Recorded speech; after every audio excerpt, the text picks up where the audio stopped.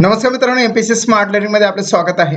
परिसर अभ्यासाच्या टेस्ट आजपासून सुरू झालेल्या आहे. टेस्ट 1, टेस्ट 2, टेस्ट 3 अशा करत करत आपण जास्तीत जास्त टेस्ट घेणार आहोत. परिसर अभ्यास महाटीटी 2021 साठी अतिशय इम्पॉर्टंट अशा टेस्ट आहे. या टेस्ट कशा पद्धतीने सेट करण्यात आल्या ते तुम्हाला सांगतो. अगदी 5 टेस्टमध्ये म्हणजे सुरुवातीच्या 5 टेस्टमध्ये तुम्हाला ऑल ओव्हर सगळा सिलेबस इंटरनली कळेल. म्हणजे कोणत्या पॉईंट्सवर कोणते प्रश्न विचारले जातात त्याबद्दलचं फुलफिल नॉलेज त्याच्यामध्ये इन्क्लूड असेल. फक्त टेस्ट नंबर 1 आणि टेस्ट नंबर 2 फक्त याची मी तुम्हाला आन्सर सांगणार आहोत आणि आन्सर सांगितल्यानंतर त्याचं फुल्ली एक्सप्लेन न करता हा जो क्वेश्चन आहे नेमका कुठून आलेला आहे आणि नेमका हा कोणत्या पॉईंट्सवर आधारित आहे ते तुम्हाला सांगणार आहोत. आणि तो पॉईंट्स तुम्हाला माहित पडला की तुम्हाला त्या पॉईंट्सवर नोट्स काढायचे आहे. त्याबद्दल असणारं जे काही इन्फॉर्मेशन असेल ते तुम्हाला टेक्स्टबुक मधून किंवा इतर काही पब्लिकेशनचे जे पुस्तक आहे त्यामधून तुम्हाला शोधून त्याचा अभ्यास करावा लागेल. म्हणजे सर्वात महत्त्वाचा आहे हा प्रश्न कोणत्या पॉईंट्सवर आधारित आहे ते सर्व पॉईंट्स मी तुम्हाला सांगत आहोत. एक एक करून सर्व पॉईंट्स मी तुम्हाला सांगितल्यानंतर तुम्हाला ते लिहून घ्यायचे आहेत आणि ते लिहून घेतल्यानंतर त्या पॉईंट्सवर तुम्हाला अभ्यास करायचा आहे. जेणेकरून यानंतरचे जे टेस्ट आहे त्या टेस्टमध्ये विचारले जाणारे प्रश्न याच्याशीच रिलेटेड असणार. जसा हा प्रश्न त्या पॉईंट्सशी विचारण्यात आला, फॉर एक्झाम्पल पितळेची भांडी कोणत्या धातूच्या मिश्रणापासून तयार करतात, म्हणजे हा प्रश्न कशाशी निर्माण आहे की संमिश्रे या अर्थात धातूच्या मिश्रणाचे रिलेटेड आहे. कोणते दोन धातू मिळून तिसरा धातू तयार होतं या संदर्भात हा क्वेश्चन आहे. आता विचारण्यात आलं हे तर दुसऱ्या वेळेस दुसरा प्रश्न विचारण्यात येईल, मात्र तो संमिश्रावर विचारण्यात जाण्याची फार शक्यता आहे. म्हणून 30 जे प्रश्न आहे त्या 30 प्रश्नाचे रिलेटेड आपण 30 पॉईंट्स लक्षात घेत आहोत. देन त्यानंतर पुन्हा ह्या टेस्ट मधील इंटरनल नॉलेज आपण घेणार आहोत. म्हणजे पुन्हा ह्या टेस्ट तुम्हाला एक्सप्लेन करून आणखी एकदा सांगण्यात येईल जेणेकरून त्यामध्ये टोटली फुलफिल नॉलेज त्याच्या खाली असेल. म्हणजे जसा हा क्वेश्चन आहे याच्याच बाजूला याच्यावर शॉर्ट नोट्स असेल की जेणेकरून तुम्हाला याच्याबद्दलचं डीपचं नॉलेज मी इथल्या इथं समजून सांगणार आहोत. प्रत्येकच क्वेश्चनचा जो पॉईंट्स आहे त्याचं डीपचं नॉलेज मी इथं सांगणार आहोत. सुरुवात फक्त आपण सुरुवातीला सर्वचे सर्व क्वेश्चनचे आन्सर तुम्हाला सांगून देणार, त्यानंतर तुम्हाला ते पॉईंट्स लिहून देणार. आफ्टर दॅट मग त्याच्यावरचे आधारित आपण डीपचं नॉलेज सुद्धा घेणार आहोत. ओके, क्लासला जुळल्यात तर शेवटपर्यंत तुम्ही निश्चितपणे राहा. 30च क्वेश्चन आहे. टेस्ट नंबर 1 आहे. ही टेस्ट झाल्यानंतर लगेच 15 मिनिटाच्या ब्रेकने लगेच टेस्ट नंबर 2 पण तुम्हाला समजून सांगणार आहोत. संध्याकाळच्या दरम्यान म्हणजे आज संध्याकाळी निश्चित तुम्हाला टेस्ट नंबर 3 सुद्धा मी समजून सांगेल. ओके, अशा करत टेस्ट आहेत. जर तुम्हाला टेस्ट हव्या असतील, ऑनलाईन टेस्ट आहे, सोबतच त्याच्या PDF सुद्धा तयार केल्या जात आहे. त्या एक PDF ब्लँक PDF राहील, एक PDF त्याच्यावर विथ आन्सरची राहील. असं करून तुम्हाला ते PDF सुद्धा मिळेल. जर तुम्ही इच्छुक असाल तर निश्चितचपणे 7709119501 या व्हॉट्सअप नंबरवर तुम्ही कॉल करायचा आहे. तुम्हाला ती PDF मिळून जाईल. ती PDF आणि ती ऑनलाईन टेस्ट सुद्धा तुम्हाला मिळेल. तुम्हाला इथे मी नंबर देतोय बघा. ओके बघा, येस, हे झालं इंट्रोडक्शन. आता आपल्याला प्रत्यक्ष क्वेश्चन कशी विचारले जातात परिसर अभ्यासामध्ये. काय किचकट असा भाग नाही. एकंदरीत 2013 पासून तर 2019 पर्यंतचे क्वेश्चन सर्वचे सर्व क्वेश्चन्स कलेक्ट केल्यानंतर ते नेमके कोणत्या पॉईंट्सवर, कोणत्या घटकावर, कोणत्या चॅप्टर्सशी रिलेटेड विचारण्यात आले हे आपण लक्षात घेतलं आणि त्यावर आधारित क्वेश्चन्स तयार केले. प्रत्येक क्वेश्चन्स हा व्हेरीफाय आहे, म्हणजे वेगवेगळा आहे. वेगवेगळ्या याच्यासाठी की सुरुवातीला ते आपण रिपीट केलेच नाही. यावर आधारित क्वेश्चनच्या टेस्ट आणखी नव्याने अशाच पद्धतीने आणल्या जाईल. परंतु सुरुवातीचे जे टेस्ट आहे तुम्हाला जास्तीत जास्त पॉईंट्स माहीत व्हावे यासाठी त्या तयार करण्यात आलेले आहे. ओके, पहिल्या क्वेश्चनचे आन्सर तुमच्या सर्वांकडून आलेलंच आहे बघा. सगळेजण म्हणतात की फर्स्ट नंबरचे आन्सर आहे सर. ठीक आहे, फर्स्ट नंबरचे आन्सर तर आहेच आहे, मात्र तुम्हाला लिहायचं काय ते तुम्हाला सांगतोय की लिहायचं आहे. मी तुम्हाला बघा, ओके, मी तुम्हाला काही गोष्टी सांगतो. म्हणजेच इन डिटेल्समध्ये आपण असं लक्षात घेऊ की 77091195 आणि 01 हा एक व्हॉट्सअप नंबर आहे माझावाला. या व्हॉट्सअप नंबरवर तुम्ही मला जर हाय केलं किंवा तुम्हाला प्रत्यक्ष कॉन्टॅक्ट केला तर ही टेस्ट तुम्हाला मिळणार. ॲक्च्युली 100 रुपीज फी आहे परिसर अभ्यासाची ओनली. शिवाय मॅथच्या सुद्धा टेस्ट आहे. परिसर अभ्यास आणि मॅथ सध्या सुरू आहे क्लासमध्ये. त्या दोनचे तुम्ही पेड केले पैसे की तुम्हाला त्या टेस्ट तुमच्याला व्हॉट्सअप नंबरवर मिळून जाईल. ऑनलाईन त्याचं स्वरूप असेल. शिवाय याच्या संदर्भातील असणारे प्रत्येक टेस्ट ही समजून सांगण्यात येईल. ओके, झालं. पण जर तुम्ही त्या टेस्ट घेण्यास इच्छुक नसाल तरी तुम्हाला जर टेस्ट पाहिजे असेल तर काही टेस्ट मी तुम्हाला पाठवू शकतो. सो तेव्हा सुद्धा तुम्ही मला कॉन्टॅक्ट कराच. ठीक आहे. आता ही टेस्ट मी तुम्हाला पाठवणार, परंतु एक्सप्लेनची टेस्ट मी पेड म्हणून पाठवणार आहोत. याच्याच बाजूला हा एक क्वेश्चन आहे, याच्याच बाजूला इथे एक्सप्लेन म्हणून येतं. या एक्सप्लेन मध्ये टोटली याच्या संदर्भातील नॉलेज मी नेक्स्ट टेस्टमध्ये टाकण्यात आलेलं आहे. टेस्ट तर हीच राहील, टेस्ट नंबर 1च राहील, परंतु सेकंड जे टेस्ट येणार ना त्याच्याच खाली त्याचं एक्सप्लेन राहील. एक्सप्लेन काय राहील? एक्सप्लेनेशन राहील. ओके, एक्सप्लेनेशन राहील. म्हणजेच या संदर्भातील डीप नॉलेज तुम्हाला इथे मिळेल. त्या संदर्भातील टेस्ट ही फक्त पेएबल असेल. ठीक आहे. जाऊया आपण पुढे. हां, आता पॉईंट्स काय लिहून घ्यायची मित्रा? पॉईंट्स खूप महत्त्वाचे आहे. पॉईंट्स काय लिहून घ्यायची तेच सांगतो. पितळीची भांडी कोणत्या धातूच्या मिश्रणापासून तयार करतात?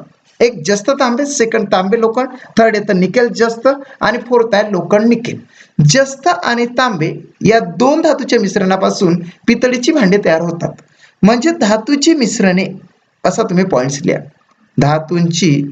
धातूची मिश्रणे, धातूच्या मिश्रणावर प्रश्न विचारले जातात हे आपल्याला आता माहीत झालं पाहिजे. म्हणजे येणारे जे प्रश्न आहे त्यापैकी एकाच दुसरा प्रश्न धातूच्या मिश्रणावर येतो रे बाबा. असं आपण स्वतःच्याच मनाला सांगायचं. म्हणून पहिला पॉईंट तुम्हाला आलेला आहे धातूचे मिश्रण. ओके, सेकंड पॉईंट जाणार आहोत. फर्स्ट राईट आहे, सेकंड. खालीलपैकी कोणते विधान बरोबर आहे? परिसंस्थेतील परपोषित सजीव हे उत्पादक असतात. सेकंड, परिसंस्थेतील भक्षक हे द्वितीय पातळीवर असतात. थर्ड आहे मांसाहारी सजीव हे द्वितीय भक्षक असतात. आणि फोर्थ आहे शाकाहारी सजीव हे परिसंस्थेतील सर्वोच्च पातळीवर असतात. आता प्राथमिक भक्षक, द्वितीय भक्षक आणि तृतीय भक्षक म्हणजे भक्षकाची परिसंस्था आहे. काही परिसंस्था आहे म्हणजे परिसंस्था म्हणजे एक सायकल आहे. CYCLE सायकल म्हटलं तरी चालतं. आणि या सायकलमध्ये भक्षकाची संदर्भातील प्रश्न विचारले जातात. आन्सर काय आहे ते तुम्ही मला लगेच कमेंट्स करून सांगा. आन्सर काय आहे तर ओके, आन्सर काय आहे ते सांगायचं आहे. अगदी महत्त्वाचे क्वेश्चन्स आहे जेणेकरून तुम्हाला ते सर्वच्या सर्व लक्षात येणार आहे. ओके, आन्सर आलेला आहे थर्ड. मांसाहारी सजीव हे द्वितीय भक्षक असतात. राईट आहे. मांसाहारी सजीव, वाघ जर म्हटला तर वाघ हा द्वितीय भक्षक झाला. ओके, तो वाघ ज्याला खातोय ना म्हणजे हरणाला, तो प्राथमिक भक्षक आहे. आणि तृतीय भक्षक म्हणजेच काय की मांसाहारी प्राण्यांना जे खातात ते तृतीय भक्षक ठरल्या जातात. So third option is the right answer of this question. म्हणजेच आपल्याला परिसंस्था, भक्षकांची परिसंस्था असं तुम्ही लिहिलं तरी चालतं. Second point. देन थर्ड, मध्य प्रदेशाच्या सीमेशी लागून महाराष्ट्रातील जिल्ह्यांचा गट कोणता? गडचिरोली, गोंदिया, अकोला, जळगाव, वर्धा, नाशिक आणि धुळे, बुलढाणा. राईट आन्सर तुमच्याकडून अपेक्षित आहे. आणि मी तुम्हाला सांगतो का हा प्रश्न कशाशी रिलेटेड विचारण्यात आलेला आहे? जिल्ह्यांच्या सीमा म्हणजे जिल्हा सीमा जरी पॉईंट लिहिला तुम्ही तरी चालतं. जिल्हा सीमेशी रिलेटेड हा पॉईंट आहे. आपल्याला माहित पाहिजे महाराष्ट्राला लागून असणारे राज्य किती? इकडे पश्चिमेस गुजरात येतं, उत्तरेस मध्य प्रदेश येतं, पूर्वेस छत्तीसगड येतं, नंतर इकडे थोडंफार ईशान्य आग्नेयला तेलंगणा येतं जवळपास. ओके, छत्तीसगड नंतर तेलंगणा नंतर खाली कर्नाटक येतं आणि अगदीच ईशान्य आग्नेय नैऋत्येला गोवा येतो. म्हणजेच दक्षिण नैऋत्येला गोवा येतो. हे जे आहे ना तर त्या राज्यांना लागून असणारे आपल्या महाराष्ट्रातील जिल्हे कोणते? म्हणजे फॉर एक्झाम्पल मध्य प्रदेश हा उत्तरेला लागून आला. महाराष्ट्राच्या उत्तरेला असणारा मध्य प्रदेश, त्याला लागून असणाऱ्या महाराष्ट्रातील जिल्ह्यांचा गट आपल्याला टोटली माहित पाहिजे. 7 जिल्हे आहे की 8 जिल्हे आहे हे आपल्याला माहित पाहिजे. म्हणजे सुरुवात कुठून होतं? नंदुरबार पासून होतं. नंदुरबार, धुळे, जळगाव, बुलढाणा, अकोला, अमरावती, नागपूर, गोंदिया आणि इकडे कोणतं तर भंडारा, गोंदिया असे जिल्ह्यांचा गट आपल्याला माहित पाहिजे. सो आन्सर काय येणार मित्रा? तर धुळे आणि बुलढाणा असं राईट आन्सर आहे. अकोला हा आतमध्ये येतो, गडचिरोली हा येतच नाही आणि वर्धा हा आतमध्ये येतो. ओके, म्हणजे हे 3 तर येणारच नाही. म्हणजे 4th नंबरचा आन्सर राईट येतं. वर्षाने 4th नंबरचा राईट असा आन्सर दिलेला आहे. आजपासून सलग अशा परिसर अभ्यासाच्या टेस्ट तयार करणं सुरू आहे. ओके, देन 4th जिल्हा सीमा तुम्ही पॉईंट लिहून घेतलेला असेल. आसाम या राज्याची सीमा एकूण किती राज्यांना लागून आहे? 7, 8, 9 की 6? 7, 8, 9 की 6? ओके, 7, 8, 9 की 6? आसाम या राज्याची सीमा एकूण किती राज्यांना लागून आहे? तर इथे राज्यांची सीमा. ओके, आपला जो भारत देश आहे, ज्याप्रमाणे महाराष्ट्राला लागून असणारे इतर जे राज्य आहेत त्याला लागून असलेल्या आपल्या महाराष्ट्राच्या जिल्ह्याच्या सीमा आपण लक्ष घेतलं म्हणजे जिल्हा सीमा. त्याच पद्धतीने राज्य सीमा सुद्धा आपल्याला अभ्यास करावा लागतो. आपला भारत देश आहे, भारत देशाच्या पूर्वेस कोणतं राष्ट्र आहे?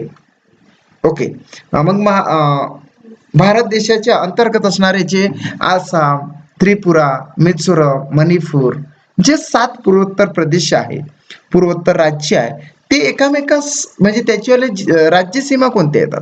ओके, जसं महाराष्ट्राच्या राज्य सीमा गुजरात, मध्य प्रदेश, छत्तीसगड, तेलंगणा, कर्नाटका आणि त्याच्यानंतर गोवा अशी आहे. त्याच पद्धतीने जसा महाराष्ट्र तसा आसाम राज्याची सीमा सुद्धा आपल्याला माहित पाहिजे. So answer number first is the right answer, पहिला राईट आन्सर आहे. ओके, मात्र तुम्ही पॉईंट कोणता लिहायचं मित्रा? राज्याची सीमा. ओके, देन खालील पर्यायातील कोणते गोड्या पाण्याचे सरोवर नाही? म्हणजे सरोवरे तुम्हाला माहित पाहिजे, सरोवरे, परंतु त्याचे 2 भाग माहित पाहिजे, एक गोड्या पाण्याचे सरोवर आणि एक येतं गोड्या पाण्याचं सरोवर आणि दुसरं येतं कोणतं? तर खाऱ्या पाण्याचं सरोवर. हे तुम्हाला माहित पाहिजे. कोलेरू, सांबर, कानस्तो आणि उलर नेमके सरोवर आपल्या भारतामध्ये किती आहे? त्यांची कॅटेगरी गोड्या पाण्याचं आहे का, खाऱ्या पाण्याचं आहे का, एवढं तुम्ही जाणून ठेवा. त्याची लिस्ट तयार करा. निश्चितच यावर विचारला जाणारा जो प्रश्न आहे तो तुम्हाला निश्चितपणे येणार आहे. Okay, so I am telling you, सरोवर हा पॉईंट लिहा तुम्ही पाचवा पॉईंट सरोवर लिहिल्यानंतर तुम्ही निश्चितपणे आन्सर देणार आहात. हे जे सांबर सरोवर जे आहे राजस्थानमध्ये आहे आणि राजस्थानमध्ये असणारे हे सांबर सरोवर गोड्या पाण्याचं नाही आहे, तर ते खाऱ्या पाण्याचं आहे. म्हणूनच ते गोड्या पाण्याचं सरोवर नाही. नेमका आन्सर येतं 5च सेकंड म्हणजे सांबर. इथे तुम्हाला कोणता पॉईंट सांगितला? सरोवर, खाऱ्या किंवा गोड्या पाण्याचे सरोवर आहे. भारतीय राष्ट्रीय ध्वजाचे खालील पर्यायातील कोणते वैशिष्ट्य आहे? पहिला, पांढरा रंग समतेचे प्रतीक आहे. सेकंड, हिरवा रंग कृषी प्रधानतेचे प्रतीक आहे. अशोक चक्र धर्मनिरपेक्षतेचे प्रतीक आहे आणि केशरी रंग त्यागाचे प्रतीक आहे. ओके, नेमकं काय आन्सर येते तो तुम्ही सांगू शकता? पांढरा रंग समतेचे प्रतीक, हिरवा रंग कृषी प्रधानतेचे प्रतीक, अशोक चक्र धर्मनिरपेक्षतेचे प्रतीक आहे आणि केशरी रंग त्यागाचे प्रतीक आहे.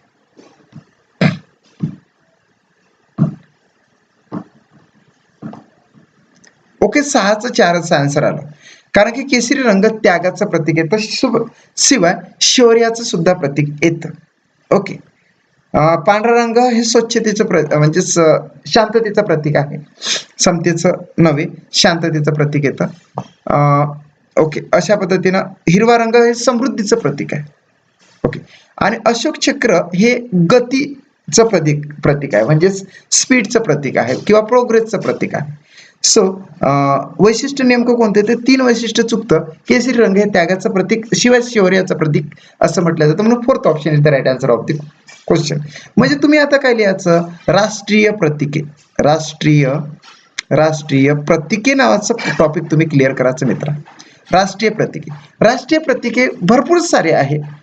म्हणजे भारताचा राष्ट्रध्वज कोणता आहे? तिरंगा आहे. भारताचा प्राणी कोणता आहे? भारताचा पक्षी कोणता आहे? हे याला म्हटलं जाते राष्ट्रीय प्रतीक. भारताचं राष्ट्रगीत कोणतं आहे? भारताचं राष्ट्रीय गाणं कोणतं आहे? याला म्हटलं जाते राष्ट्रीय प्रतीके. भारताची राजमुद्रा कोणती आहे? हे जे राष्ट्रीय प्रतीक आहे त्यामधला छोटासा पॉईंट आपण क्लिअर केलेला राष्ट्रध्वज आणि त्याच्यातला वैशिष्ट्य. राष्ट्रध्वजाची वैशिष्ट्य आपल्याला माहित पाहिजे. ॲक्च्युअली उंची आणि लांबी किती असतं, काय प्रमाण असतं, नेमका ते किती मध्ये हे केलं जातं, ह्या गोष्टी ते सर्व त्याच्यावर डिपेंड करतात. मात्र तुम्हाला परीक्षेला जाण्याआधी आताही 15 दिवस राहिलेले आहे आणि या 15 दिवसामध्ये आपल्याला तर अभ्यास खूप झाला पाहिजे. म्हणूनच मी खऱ्या अर्थाने तुम्हाला पॉईंट सांगत आहोत. आणि त्या पॉईंटचं सोल्युशन माझ्याकडे आहे. नेक्स्ट ज्यावेळेस आपण एक्सप्लेन करणार आहोत ते एक एक क्वेश्चन घेऊन आपण इन डिटेल्समध्ये करणार आहोत. सो शेवटपर्यंत जुळून राहा, कारण तुम्हाला सर्वचे सर्व पॉईंट्स मी सांगणार आहोत. ओके, म्हणजेच अँसर आहे 4th, परंतु तुम्हाला काय लिहायचं आहे अँसर तर तुम्हाला पाठच करायचा आहे, मात्र तुम्हाला एवढं लक्षात आलेलं आहे की राष्ट्रीय प्रतीके आपल्याला करूनच परीक्षेला जायचं आहे. देन महाराष्ट्रातील सातपुडा पर्वतीय प्रदेशात आढळणाऱ्या प्रमुख आदिवासी जमाती खालील पर्यायातील कोणते? म्हणजेच आपला जो महाराष्ट्र आहे त्याच्यामध्ये 2 पर्वतरांगा खूप महत्वाच्या, एक म्हणजे सातपुडा पर्वतरांग आणि दुसरं म्हणजे सह्याद्री पर्वतरांग. सातपुडा पर्वतरांग ही महाराष्ट्राच्या उत्तरेला आहे आणि सह्याद्रीची पर्वतरांग ही पश्चिमेकडून असं समुद्राच्या किनारपट्टीनं असं वाया ते तामिळनाडू पोहोचते. तर या पर्वतीय प्रदेशामध्ये वेगवेगळ्या जमाती राहतात, मीन्स ट्राईब्स राहतात, आणि त्या आदिवासी जमाती ज्या आहेत त्या नेमक्या कुठे कुठे केंद्रीकरण झालेल्या, कुठे कुठे त्या विखुरलेल्या स्वरूपात आहे हे तुम्हाला माहित जर असेल ना तर निश्चितच या प्रकारचा क्वेश्चन तुम्हाला येणार आहे. महाराष्ट्रातील सातपुडा पर्वतीय प्रदेश त्यांनी स्पष्ट केलेला आहे की सातपुडा पर्वतीय प्रदेशात मध्ये आढळणाऱ्या आदिवासी जमाती खाली पर्यायातील कोणत्या आहे? वारली भिल्ल, भिल्ल कोरकू, कोरकू कातकरी की कातकरी वारली. आता एक गोष्ट लक्षात ठेवा, वारली जी आहे ना, वारली पेंटिंग तुम्हाला माहित असेल हे पालघर मध्ये, आणि पालघर या ठिकाणी सह्याद्री पर्वत आहे, सातपुडा नव्हे, म्हणून हे येणार आहे. देन सेकंड मध्ये जाऊ आपण, भिल्ल आणि कोरकू. ओके, याच्यावर विचार करू नये. कोरकू आणि कातकरी घेऊ. कातकरी जो आहे ना हा रायगडच्या प्रदेशामध्ये आदिवासी जमात आहे, आणि कातकरी आणि कारली तर हे एक पालघरमध्ये आणि हे रायगडमध्ये. देन आन्सर तर सेकंडच आहे मित्रा, मात्र विचारण्यात काय आलेला आहे सातपुडा प्रदेशामध्ये. होऊ शकतं परीक्षेमध्ये आता सातपुड्याचा किंवा सह्याद्री विचारलं जाऊ शकतं, म्हणून पर्वतीय प्रदेशामध्ये आढळणाऱ्या आदिवासी जमाती असा तुम्ही जर पॉईंट क्लिअर केला ना, किंवा महाराष्ट्रातील आदिवासी जमाती हा जर तुम्ही पॉईंट क्लिअर केला तरी सुद्धा तुम्हाला जास्तीत जास्त मार्क्स मिळण्याची दाट शक्यता आहे. So I request you, please write down the topics related to the each and every questions of this test. या टेस्टची रिलेटेड असणाऱ्या प्रत्येक क्वेश्चन्स मध्ये एक पॉइंट दडलेला आहे, तो पॉइंटची असणारी इन्फॉर्मेशन तुम्ही कुठून तरी कलेक्ट करा, त्याचा अभ्यास करा, तेव्हाच तुम्ही परीक्षेला जा. दोन जरी सब्जेक्ट तुम्ही क्लिअर करून ठेवले तरी सुद्धा तुमच्याकडे टीईटी निघण्याची दाट शक्यता आहे, आणि टीईटी तुमची 100% निघणार आहे. ओके, देन काळी मृदा या प्रकारच्या मृदेचे वैशिष्ट्य गुणधर्म नसणारे विधान खालील पर्यायातील कोणते? नसणारे, असणारे यावर आपल्याला लक्ष द्यावं लागेल. आता विचारण्यात काय आलेला आहे, काळी मृदा म्हणजे ब्लॅक सॉइल. फर्स्ट विधान आहे किंवा वैशिष्ट्य आहे ग्रॅनाइट व नीच प्रकारच्या खडकाचा अपक्षय होऊन या मृदेची निर्मिती झाली. आता नेमकी ही मृदा कशी निर्माण झाली हे आपल्याला माहित पाहिजे. कोणतीही मृदा ही खडकाच्या अपक्षयाने निर्माण होत असते, आणि ते नेमके कोणत्या खडकाच्या अपक्षयाने निर्माण झाली हे महत्वाचं आहे. दुसरं, तिळा जो रंग प्राप्त होतो, म्हणजे कोणती जरी मृदा असली, म्हणजे काळी मृदा म्हणून काळा रंग झाला, कोणतीही मृदा असली तर तिला विशिष्ट असा रंग असतो, तपकिरी असतो, लालसर असतो, पिवळसर असतो आणि काळा असतो. काळ्यामध्ये सुद्धा गडद काळा असतो, फिकट काळा असतो, असे त्याचे रंग पडतात. काळा रंग प्राप्त होतो तर त्याच्या मागे कोणते तरी घटक द्रव्य असतं. एक टिटॅनियम फेरस आणि मॅग्नेटाइट या 2 घटक द्रव्यामुळे काळा रंग प्राप्त होतो, असं सेकंड विधानामध्ये. पाणी धरून ठेवण्याची क्षमता जास्त आहे. आता जी काळी मृदा आहे तिची पाणी धरून ठेवण्याची क्षमता जास्त आहे, आणि या मृदेला अर्थात मातीला रेगूर मृदा असे म्हणतात. ओके, रेगूर मृदा म्हणतात, राईट आहे, हे सुद्धा राईट येतं. पाणी धरून ठेवण्याची क्षमता तिच्यामध्ये जास्त आहे, हे सुद्धा बरोबर आहे. तिला जो काळा रंग प्राप्त होतो तो टिटॅनियम फेरस आणि मॅग्नेटाइट अशा 2 घटक द्रव्यामुळे होतो, सेकंड सुद्धा राईट आहे. पहिलं जे आहे ना तर ते नसणारं विधान आहे बघा, नसणारं, कारण की ते ग्रॅनाइट आणि नीस नावाच्या खडकापासून अपक्षय होऊन तयार होतच नाही, तर ती बेसाल्ट नावाच्या खडकापासून, कशापासून? बेसाल्ट नावाचा खडक आहे, त्या खडकाचं अपक्षय होऊन काळी मृदा तयार होत असते. मात्र आपण आता काय पॉइंट्स लक्षात घ्यायचा, मृदेचे वैशिष्ट्ये. मग मृदेमध्ये सगळे येणार आहे, काळी मृदा आहे, जांभी मृदा आहे, त्याच्यानंतर बऱ्याचशा तपकिरी मृदा आहे, गाळाची मृदा आहे, हे सुद्धा आपल्याला करावं लागेल. एकंदरीत मृदेचे प्रकार आणि मृदेचे वैशिष्ट्ये तुम्ही जर अभ्यासले ना मित्रा, तर निश्चितचपणे अशा प्रकारचा येणारा क्वेश्चन तुम्हाला विदिन सम सेकंद मध्ये येणार आहे. हे काही गणित नव्हे, हे आपल्याला माहित असणारं विदिन सम सेकंद मध्ये 30 जे मार्क्स आहे ते जास्तीत जास्त 10 मिनिटांमध्ये सोडवता आले पाहिजे. त्यासाठी आपल्याला नॉलेज पण पाहिजे ना तेवढं. म्हणजे हा जर आपण पॉईंट्स केलाच नाही, समजा बघा आपण ढेर सारे पॉईंट्स करून गेलो आणि मृदेची वैशिष्ट्ये नावाचा पॉईंट्स केलाच नाही, मृदेचे प्रकार पण नाही आपल्याला माहिती, आणि हा प्रश्न जर आला तर मग तुमचा आणि त्याचा काय संबंध आहे का रे? नाही ना संबंध. म्हणजे तुम्ही अभ्यासालाच नाही ना तो. म्हणजे तुम्हाला तुम्ही नेमका कोणता अभ्यास करावा या 15 दिवसामध्ये, त्यासाठीच तर तातडीने हे टेस्ट मी घेऊन आलेलो आहोत. ही टेस्ट सांगण्यामागे, ही टेस्ट तुम्हाला प्रेझेंट करण्यामागे एकच उद्देश आहे. या टेस्टचे वैशिष्ट्य टोटल मी सांगत आहो का? नाही. प्रत्येक क्वेश्चनची तुम्हाला फक्त मी पॉईंट्स लिहून देत आहोत, त्या पॉईंट्सवरच तुम्ही हे करा. आणि शिवाय जर तुम्ही पॉईंट्स मी तुम्हाला पॉईंट सुद्धा असे तुमच्या व्हॉट्सअप नंबरवर पाठवणारच आहोत. हे पॉईंट्स तुम्ही करा. निश्चित याच्यातलं 50% तर नॉलेज घ्या ना, की जेणेकरून तर्कांत सुद्धा तो आन्सर तुमचं राईट निघू शकणार. ओके. देन खालील पर्यायातील समाज सुधारक आणि त्याने स्थापन केलेल्या संस्था यांची अयोग्य जोडी कोणती? योग्य की अयोग्य याच्यावर लक्ष ठेवायचं मित्र. खालील पर्यायातील समाज सुधारक व त्यांनी स्थापन केलेल्या संस्था म्हणजे स्थापित संस्था. स्थापित संस्था असा सुद्धा पॉइंट तुम्ही केला तरी चालतो. कोणता? स्थापित संस्था. स्थापित संस्था म्हणजे स्थापित संस्थेमध्ये काय तरी सदन आहे, समाज आहे, हे तुम्ही केलं पाहिजे. सदन आणि समाज तुम्हाला माहित असलं पाहिजे. आणि अयोग्य कोणती? ओके.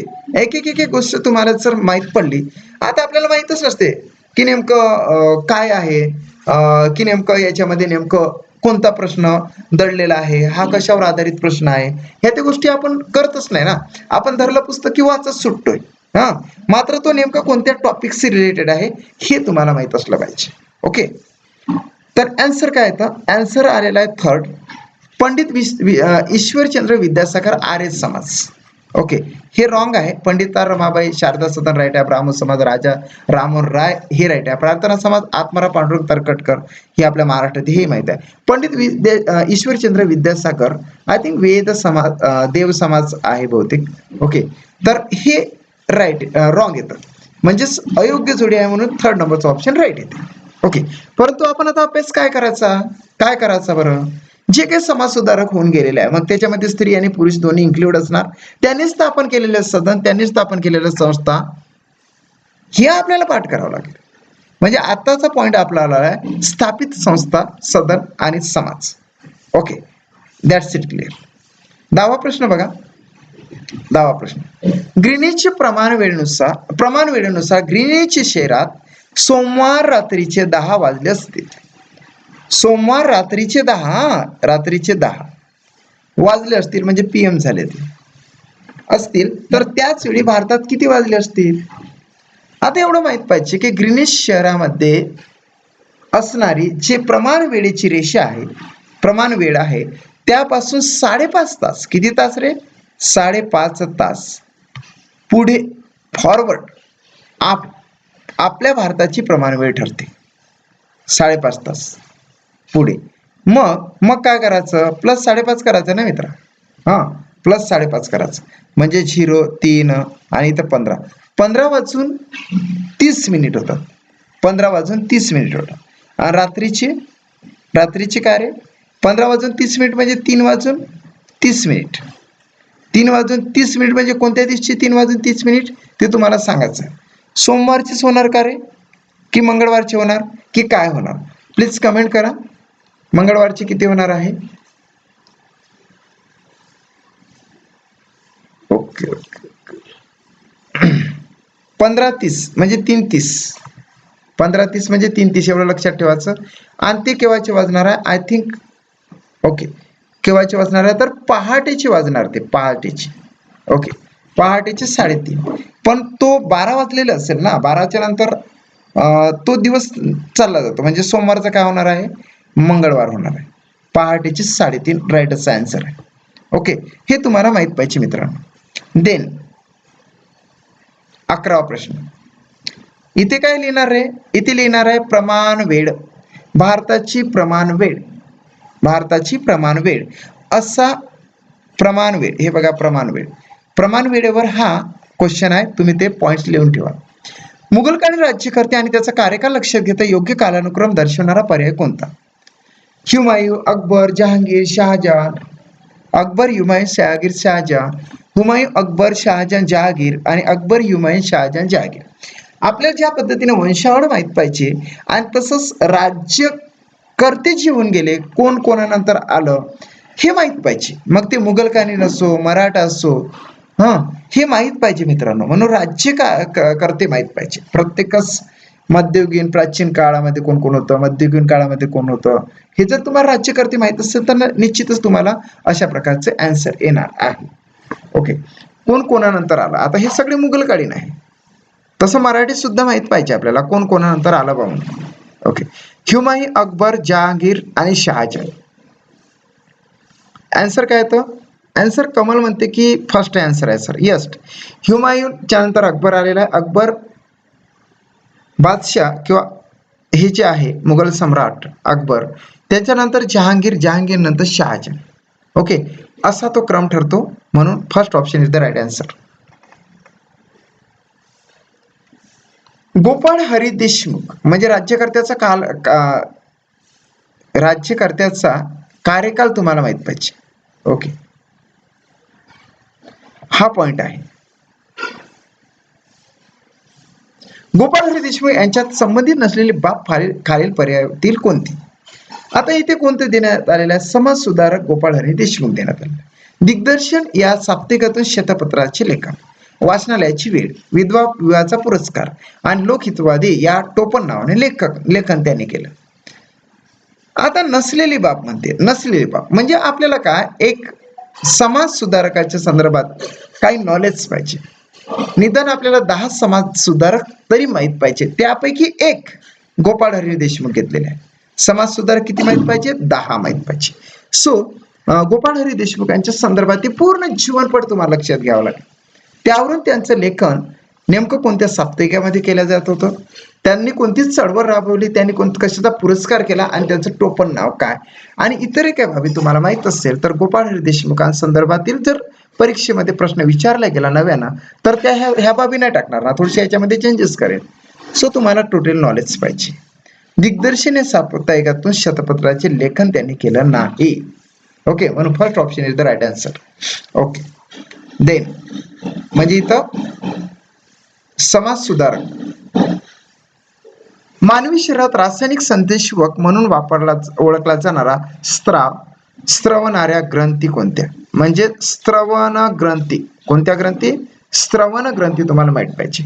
यकृत व जठर आहे का, औटुव पायनी आहे का, यकृत व पायनी आहे की औटुव जठर आहे? आपल्या शरीरामध्ये रासायनिक संदेशवाहक म्हणून ओळखला जाणारा एक स्त्राव आहे आणि तो स्त्रवणाऱ्या काही ग्रंथी आहेत. त्या ग्रंथीचं नाव कोणतं आहे ते आपल्याला लक्षात घ्यायचं आहे. Please give me the right answer of this question. 13चं राईट आन्सर तुम्ही द्या. ओके, काय आहे तर बघा. Okay okay okay okay okay, फटाफट. यस, 13चं 4 आहे. औटुव जठर अशा त्या ग्रंथीचं नाव आहे. ओके, औटू आणि जठर हे आपल्या शरीरातील रासायनिक संदेशवाहक म्हणून ओळखल्या जाणारा स्त्रवणाऱ्या ग्रंथी आहेत. म्हणून स्त्रवण ग्रंथी असं तुम्ही पॉइंट लिहा. हिपॅटायटिस या रोगासंबंधित असलेले योग्य विधान खालील पर्यायातील कोणते? एक म्हणजे जीवाणूच्या समूहामुळे स्वादुपिंडाचा होणारा दाह, विषाणूच्या समूहामुळे स्वादुपिंडाचा होणारा दाह, जीवाणूच्या समूहामुळे यकृताचा होणारा दाह आणि विषाणूच्या समूहामुळे यकृताचा होणारा दाह. दाह म्हणजे आपलं जे दुखतो ते, यकृत दुखते नाही तर स्वादुपिंड दुखते. नेमकं हिपॅटायटिस बी नावाचा ज्यावेळेस रोग होतो किंवा हिपॅटायटिस नावाचा रोग ज्यावेळेस होतो त्यावेळेस निश्चितचपणे तो रोग कशामुळे जडला जातो तर एकच गोष्ट लक्षात ठेवा की तो विषाणूमुळे होत असतो. म्हणजे हे येणार नाही जीवाणू, हे येणार नाही. मग त्या हिपॅटायटिस बी झाल्यानंतर आपल्याला आपलं काय नेमकं बाधित होतं तर यकृत बाधित होतं. काय होतं? यकृत म्हणजे विषाणू समूहामुळे यकृताचा होणारा दाह त्याच्यामुळे निर्माण होतं हिपॅटायटिसमुळे. So fourth option is the right answer of this question. आता काय करावं लागेल तुम्हाला? रोगासंदर्भातील बाबी म्हणजे कोणत्या? जीवाणू व विषाणू रोग. जीवाणू व विषाणूशी संबंधित असणारा रोग तुम्हाला करावेच लागेल. देन स्थानिक वेळेनुसार 30 अंश पूर्व रेखावृत्तावर रविवार दुपारचे 2 वाजले असतील तर 15 अंश पश्चिम रेखावृत्तावर किती वाजले असतील.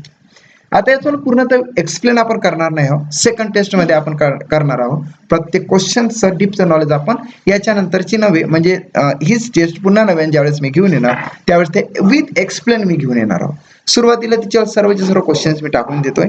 सो 15चे आन्सर येतं सकाळची 11. काय तर सकाळची 11. आता हा क्वेश्चन कशाशी रिलेटेड आहे? हा क्वेश्चन काय ते 5.5 तासाच्या पुढे असं नाही, तर स्थानिक वेळ जी आहे ना तर ती अंशाने पूर्व रेखावृत्तावर सी रिलेटेड आहे.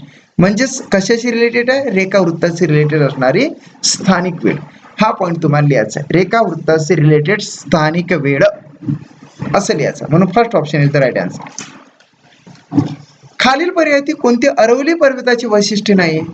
आता एक विशिष्ट प्रकारचा पर्वत घ्यायचा आहे आपल्या भारतातील, त्याचे वैशिष्ट्य आपल्याला जाणून घ्यायचे. आज अरवली विचारला, उद्या विंध्य विचारलं जाऊ शकतं, परवा परवा हिमालय विचारला जाऊ शकतं, सह्याद्री विचारला जाऊ शकतं. म्हणजे प्रत्येकच पर्वताचे वैशिष्ट्य आपल्याला माहिती पाहिजे. शुड बी व्हेरी इम्पॉर्टंट, कारण हा प्रश्न विचारलेला आहे. याच संदर्भातील प्रश्न जर विचारला तर मग तर काही प्रॉब्लेमच नाही. सो काय आहे बघा वैशिष्ट्य. आता कुठलाही पर्वत म्हटला तर तिथं थंडाव्याचं ठिकाण असतं, त्याच्यावाले एक पर्वतरांग ठरते, म्हणजे त्याची दिशा सुद्धा पर्वतरांगाची ठरत असते.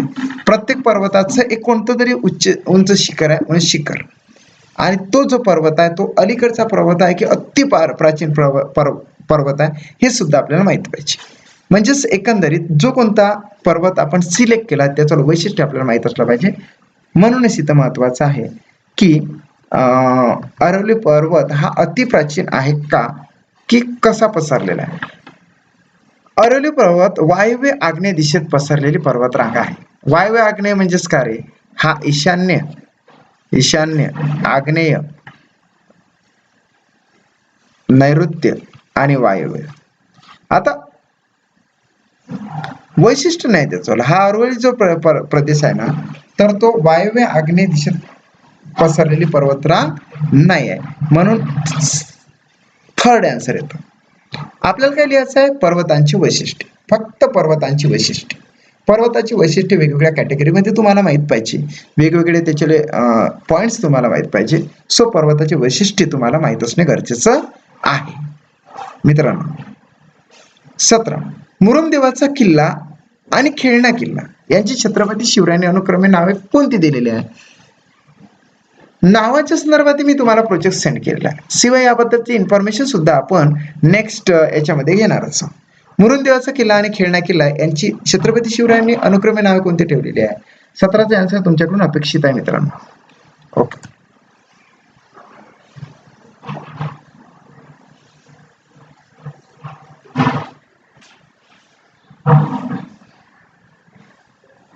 सतराचे आन्सर सर्वांकडून अपेक्षित आहे. या 17चं 2 देतात, कोणी 1 दिलेला आहे, कोणी 1 आणि 2 दिलेला आहे. फक्त आपण इथे आन्सर जाणून घेणार आहोत, त्याच्यानंतर त्याचं स्पष्टीकरण सुद्धा होणार आहे. मुरुमदेवाचा किल्ला आणि खेळणा किल्ला यांची छत्रपती शिवरायांनी अनुक्रमे कोणती नाव दिलेली आहे?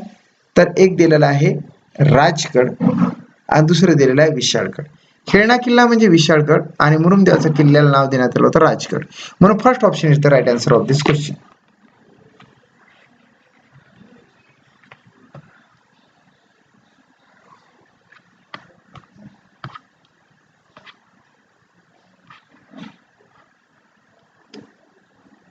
ओके.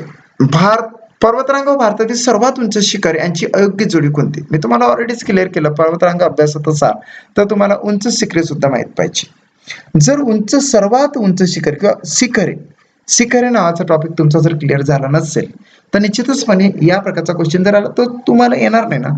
सो शिखरे नावाचा टॉपिक सुद्धा तुम्ही करून ठेवा, असं हा क्वेश्चन तुम्हाला सांगतो मी नव्हे. पर्वतरांग व भारतातील सर्वात उंच शिखर यांची अयोग्य जोडी कोणती? सांगा, अयोग्य जोडी कोणती आहे?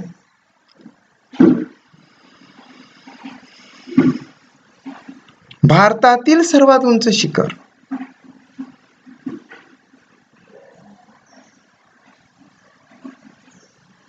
अयोग्य जोडी पाहिजे आपल्याला, अयोग्य, योग्य नव्हे.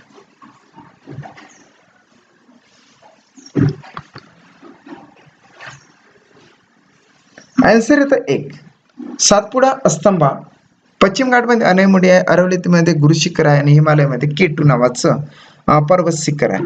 सातपुड्यामध्ये मात्र हे आहे, मात्र आपल्या भारतातील सर्वात उंच शिखर अशी अयोग्य जोडी. भारतातील सर्वात उंच शिखर. ओके, तर आन्सर येतं सातपुडा अस्तंभा ही अयोग्य जोडी आहे. बाकीचे ते सर्वात उंच शिखरांपैकी एक आहे. सो त्या पर्वत रांगेतील, म्हणून सेकंड, थर्ड आणि फोर्थ राईट म्हणजेच राईट येऊन अयोग्य जोडी येतं Satpuda Astambha. Okay, right. Next 19वा क्वेश्चन. राष्ट्रीय उद्याने असलेला महाराष्ट्रातील जिल्ह्यांचा गट कोणता? आपण अभयारण्य अभ्यासले होते बघा, त्यानंतर राष्ट्रीय उद्याने सुद्धा तुम्हाला आलेच पाहिजे. ओके, राष्ट्रीय उद्याने असलेला महाराष्ट्रातील जिल्ह्यांचा गट कोणता? राष्ट्रीय उद्याने किती हे माहित पाहिजे. तुम्हाला एक गोष्ट सांगतो की रायगडमध्ये राष्ट्रीय उद्यान नाही आहे, रायगडमध्ये राष्ट्रीय उद्यान नाही आहे, म्हणजे हे दोन कटलेले आहे. देन गडचिरोलीमध्ये आहे का, ठाणेमध्ये आहे का, ह्या गोष्टी जर तुम्ही जाणून घेतल्या तर निश्चितच तुम्हाला राईट आन्सर मिळून जातं. कुठे नाही आहे तर नागपूर, चंद्रपूर आणि गोंदिया. बघा, नागपूर, चंद्रपूर आणि गोंदिया म्हणजे थर्ड ऑप्शन जो आहे तर तो जिल्ह्यांचा गट हा राष्ट्रीय उद्याने आहे. So third option is the right answer of this question. एक माहित पाहिजे की राष्ट्रीय उद्याने जास्तीत जास्त चंद्रपूर, नागपूर आणि गोंदिया परिसरामध्ये अर्थात त्या जिल्ह्यांमध्ये आहे, म्हणून third option is the right answer.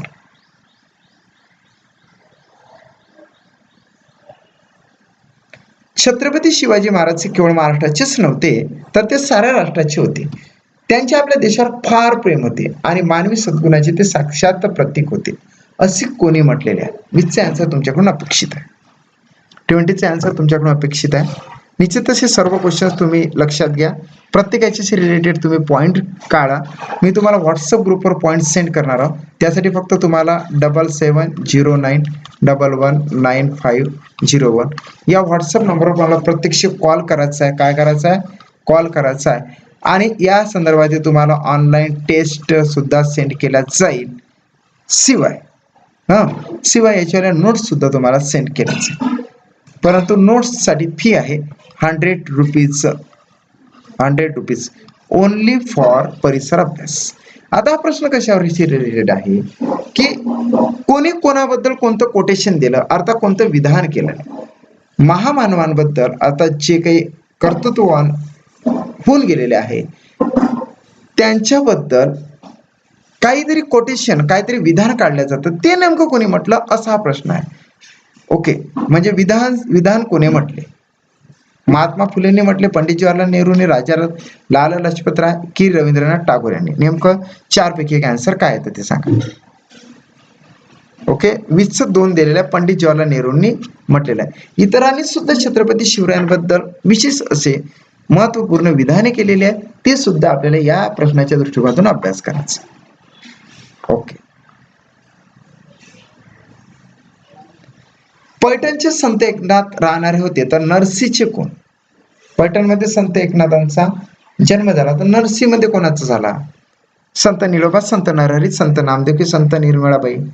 4 पैकी आन्सर तुम्हाला द्यायचा.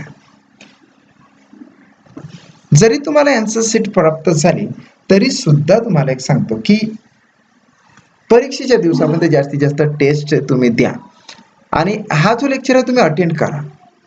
हा 7:30 वाजतापासून तर संध्याकाळच्या टायमाला तो असतो, परंतु ज्या दिवशी सुट्टी असेल त्या दिवशी केव्हाही तो घेण्यात येतो. सो पैठणचे संत एकनाथ आहे, नरसीचे कोण येणार आहे? संत नामदेव येणार आहे. सगळ्यांचा आन्सर राईट आहे. म्हणजे तुम्ही एक लिहून ठेवू शकता, संतांची जन्मस्थान. कोणते? संतांचे जन्मस्थान हा शब्द तुम्ही लिहून ठेवा आणि तसाच तुम्ही अभ्यास करा, कारण की 4थ्या वर्गात आणि 7थ्या वर्गात त्याबद्दल माहिती दिलेली आहे. किमान 17 आणि कमाल 38 सदस्य संख्या कोणत्या स्थानिक स्वराज्य संस्थेत आहे? आपल्याला स्थानिक स्वराज्य संस्थेचे 2 भाग करायचे, एक म्हणजे ग्रामपंचायत, त्याच्यानंतर पंचायत समिती आणि एक जिल्हा परिषद. इकडे जे शहरीमध्ये 6 स्तंभ करायचे आणि 6च्या इथे 3 इकडे 3 इकडे, इकडे 4 तुम्हाला करायचे आहे. त्यामध्ये तुम्हाला नगरपंचायत, नंतर नगर परिषद, नंतर महानगरपालिका आणि एक तुम्हाला कटक मंडळ इकडे सुद्धा लक्षात घ्यावं लागेल आणि त्याची सदस्य संख्या माहित पाहिजे. म्हणजे स्थानिक स्वराज्य संस्थेची सदस्य संख्या हा जर नाव लिहिलं तरी चालतं, ती मात्र नगर परिषदेची आहे 17 ते 38. ओके, 7-17 कशाचे येतं, त्याच्यानंतर 25-75 कशाचे येतं, ह्या तर गोष्टी तुम्हाला माहित पाहिजे. 22वा क्वेश्चन तुमच्यावर झाला, तुम्हाला पॉईंट्स मिळालेला आहे. सदस्य संख्या, कोणत्या सदस्य संख्या बरोबर, स्थानिक स्वराज्य संस्थेमध्ये इन्क्लूड होणाऱ्या च्या सदस्य संख्या. खालील पर्यायातील मत्स्य वर्ग या गटात न बसणारा सचिव कोणता. मत्स्य वर्ग, आता तुम्हाला प्राण्यांचे वर्गीकरण माहित पाहिजे. प्राण्यांचे वर्गीकरण, क्लासिफिकेशन ऑफ एनिमल्स अर्थात प्राण्यांचे वर्गीकरण तुम्ही जर योग्यरित्या केलं ना, ते 10 ते 12 प्रकारे वर्गीकरण होतं. त्याच्या स्वरूपानुसार, त्याच्या बॉडीनुसार, त्याच्या नुसारच त्याला नाव देण्यात आलेले आहे. आणि हा प्रश्न तर अतिशय गजब आहे. खालील पर्यायातील मत्स्य वर्ग या गटात न बसणारा सजीव कोणता. मत्स्य वर्ग म्हणजे जे मासोळ्या वगैरे असतात त्यांचा एक गट तयार केलेला आहे, त्या गटात न बसणारा सजीव कोणता बरं. डॉगफिश, तारमासा, इलेक्ट्रिक रे की flying fish. Please give me the right answer of this question. Second आहे तारामासा. परंतु तारामासाचा मग हा कोणता येतो बरं. फायलम. ओके, फायलम म्हटल्यापेक्षा किंगडम वगैरे कोणतं येतं, कोणता गट येतो त्याचा तारामासाचा, तर इकायनोडर्माटा. कोणता येतो, इकायनोडर्माटा. डर्माटा म्हणजे शरीरावर डर्माटा म्हणजे काटे होतं आणि शरीरावर काटे असणारा हा तारमासा आहे. जरी तो समुद्रामध्ये राहत असेल तरी सुद्धा त्याच्यावाली जे स्पेसीज आहे, त्याचा जो गट आहे, तर तो मत्स्य वर्ग नाही आहे. तर तो कोणता येतो, इकायनोडर्माटा वर्ग येतो. So second option is the right answer of this question. Then 24वा क्वेश्चन बघा. सुंदरी, कांदळ, तिवर या वनस्पती प्रामुख्याने खालील पर्यायातील कोणत्या वनात आढळतात.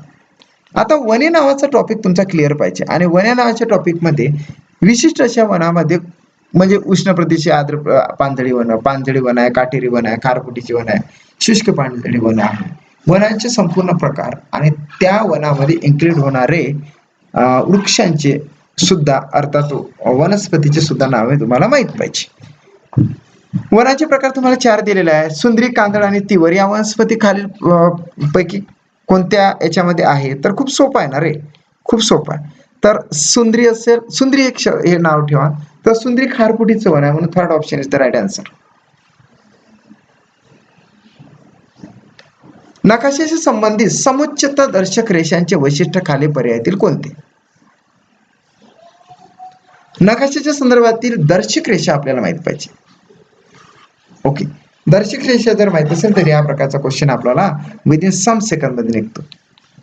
आता तुम्ही सांगा नेमकं काय येतं. समुच्चता दर्शक रेषा या समुद्र सपाटीपासून समान उंचीवर असणारी ठिकाणे जोडणाऱ्या वास्तव रेषा आहे. ओके, हे राईट येतं. समुच्चता दर्शक रेषामध्ये अंतर जास्त असल्यास त्या ठिकाणचा उतार मंद असतो. ओके, भूरचनेची लांबी रुंदी दर्शवण्यासाठी प्रामुख्याने समुच्चता दर्शक रेषांचा वापर करतात. समुच्चता रेषांदरम्यान रंग हा त्या ठिकाणचा उंचीनुसार ठरतो. काय नेमकं वैशिष्ट्य आहे आणि काय जुळतं आणि काय जुळत नाही तुम्हाला मला सांगायचं आहे. 25 नंबरचे आन्सर तुम्ही लिहू शकता. समुच्चता दर्शक रेषांमध्ये अंतर जास्त असल्यास त्या ठिकाणचा उतार मंद असतो. ओके, सेकंड ऑप्शन हे राईट आहे. परंतु समुच्चता दर्शक रेषा, समुच्चता दर्शक रेषा एवढा जरी तुम्ही पॉइंट लक्षात घेतला तरी सुद्धा तुम्हाला परीक्षेमध्ये भरपूर मार्क्स मिळणार आहे मित्रांनो. देन खालील पर्यायातील अक्षवृत्ती व रेखावृत्ती यांचे वैशिष्ट्य कोणते. अक्षवृत्ती माहित पाहिजे, गोल घेतला, याच्यावर अक्षवृत्त काढला, सोबतच रेखावृत्त काढले, तर त्याचं तुम्हाला जर वैशिष्ट्य माहित झालं तर निश्चितच तुम्ही आन्सर चांगल्या पद्धतीने देऊ शकणार. म्हणून मी तुम्हाला सांगू इच्छितो या टेस्टच्या माध्यमातून की नेमक्या अक्षवृत्ती आणि रेखावृत्ती यांची वैशिष्ट्य तुम्ही अभ्यास करा. सो आन्सर काय येतं बघा 26चं, तर 4th येतं. अक्षवृत्ताची लांबी असमान व रेखावृत्ताची लांबी समान असते. हे उलट झालं, अक्षवृत्ताची लांबी समान असते आणि रेखावृत्ताची लांबी असमान असते. म्हणून 4th मध्ये वैशिष्ट्य आहे अक्षवृत्त आणि रेखावृत्ताचं योग्य, म्हणून 4th option is the right answer of this question. 27वा क्वेश्चन बघा. अक्षवृत्ती आणि रेखावृत्ती असं तुम्ही टॉपिक टाका आधीच्याला. भारतीय संविधानानुसार खालील पर्यायातील कोणता मूलभूत अधिकार नाही. भारतीय संविधानानुसार जे काही मूलभूत अधिकार ठरतात ते सर्वच्या सर्व अधिकार तुम्हाला माहित पाहिजे, त्याच्याबद्दलचं नॉलेज तुम्हाला माहित पाहिजे. सो 27चा आन्सर येतं मानवाधिकार. मानवाधिकार हा मूलभूत अधिकारच नव्हे, भारतीय संविधानाच्या अंतर्गत येणारा मानवाधिकार हा मूलभूत अधिकार नाही आहे, म्हणून second option is the right answer of this question. Okay, 28वा क्वेश्चन बघा. मानवी उत्क्रांतीच्या टप्प्यातील निअँडरथल मॅन म्हणजे काय? मानवी उत्क्रांती झाली म्हणजे हळूहळू बदल होत गेले आणि त्याचे टप्पे पडत गेले, त्यामध्ये निअँडरथल मॅन असा एक तयार झाला आणि त्याला बुद्धिमान मानव म्हणा की शक्तिमान म्हणा की ताठकण्याचा मानव म्हणा की हातांच्याच कुशलतेने वापर करणारा मानव म्हणा, चारपैकी तुम्हाला एक आन्सर द्यायचा आहे. मानवी उत्क्रांतीच्या टप्प्यातील निअँडरथल मॅन म्हणजे काय नेमकं? Please give me the right answer of this question. Neanderthal man, तुम्हाला हरकुलस माहित असेल रे, हरकुलस म्हणजे निअँडरथल असं तुम्ही थोड्या वेळासाठी लक्षात ठेवा, जेणेकरून तुम्हाला राईट आन्सर येणार आहे. ओके, फटाफट आन्सर द्यायचा आहे. मानवी उत्क्रांतीच्या टप्प्यातील निअँडरथल मॅन म्हणजे काय? बुद्धिमान मानव, शक्तिमान मानव, ताठकण्याचा मानव की हातांच्या कुशलतेने वापर करणारा मानव? ओके, तर आन्सर काय येतं बघा, शक्तिमान मानव. काय येतं? शक्तिमान मानव. शक्तिमान मानव हा मानव उत्क्रांतीच्या टप्प्यातील निअँडरथल मॅन आहे, म्हणून second option is the right answer of this question. 29 आता सेकंड लास्टचा क्वेश्चन बघा. शिवरायांच्या काळात घोडदळ या सैन्य दलाचे संबंधित संबोधन कोणते? घोडदळ आणि पायदळ असे दोन दल होते शिवाजी राजांचे, त्याच्यामध्ये शिवरायांच्या काळात घोडदळ या सैन्य दलाशी संबंधित पद कोणतं? तर त्यामध्ये येतं बारगीर. काय येतं? बारगीर. First option is the right answer of this question. नाईक नाही येणार, घोडदळाचं बारीक येतं, बारगीर येतं, म्हणून first option is the right answer of this question. 30वा क्वेश्चन बघा, अतिशय सोप्या पद्धतीने मी तुम्हाला सांगत आहो. आन्सर जरी पाठ केला तरी चालतं. जर का तुम्हाला पीडीएफ आवश्यक असेल ना, तर निश्चितच तुम्हाला सांगतो की पीडीएफ जर आवश्यक असेल, या टेस्ट जर तुम्हाला पाहिजे असेल तर तुम्ही मला कॉन्टॅक्ट करा. 9501 7709119501. लगेच तुम्ही कॉल केला तरी चालतं, जेणेकरून मला तुम्हाला ही टेस्ट सेंड करता येणार. राधानगरी व कर्नाळा हा गट प्रामुख्याने कशाशी संबंधित आहे? जैवविविधता, राष्ट्रीय उद्याने, अभयारण्य की शरणवने? ओके, राधानगरी आपण शिकलो रे, कर्नाळा सुद्धा आपण शिकलोय, त्याच्यावर तुम्ही आन्सर देऊ शकता ना. राधानगरी तुमचे आन्सर काय बघा, थर्ड आहे. येस, राधानगरी व कर्नाळा. राधानगरी अभयारण्य जे आहे ते कोल्हापूरमध्ये आहे आणि कर्नाळा अभयारण्य हे अकोलामध्ये नरनाळा येतं, रायगडमध्ये येतं कर्नाळा, आणि ओरिजिनल ते पक्षी अभयारण्य आहे. ते तुम्हाला सगळं माहित पाहिजे. नेमके हे जे नावं देण्यात आलेले आहे ते कोणते आहे तर अभयारण्य आहे, म्हणून 30चं थर्ड येतं. Okay, that's it, clear. म्हणजे आपण काय काय शिकलो हे तुम्हाला एकदा मी सांगतो. ओके, 1 2 3 4 5 6 7 8 9 10 असं करत आपण इथे आलो. एकदा पुन्हा नोट झालेले पॉइंट तुम्हाला सांगतो.